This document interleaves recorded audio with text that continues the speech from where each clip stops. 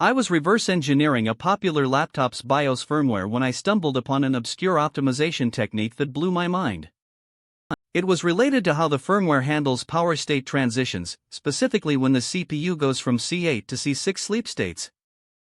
Normally, you'd expect the firmware to simply power down the CPU and let the OS handle wake-up events, but this laptop's BIOS had something extra up its sleeve. The firmware would inject tiny, optimized microcode sequences directly into the CPU's cache, speeding up wake-up times and reducing latency by up to 20%. I tested this on a real-world benchmark, and indeed, the laptop with this optimized firmware boasted significantly improved performance in both gaming and productivity scenarios. But what I found most fascinating was the way the BIOS dynamically adjusted this microcode injection based on the system's workload and power draw. When the system was idle, the firmware would inject minimal amounts of microcode, but when the system was under heavy load, it would inject more aggressive sequences to maximize performance.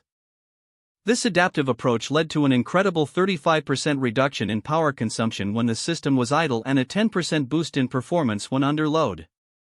The implications of this discovery are massive, as it shows just how creative and complex modern firmware can be.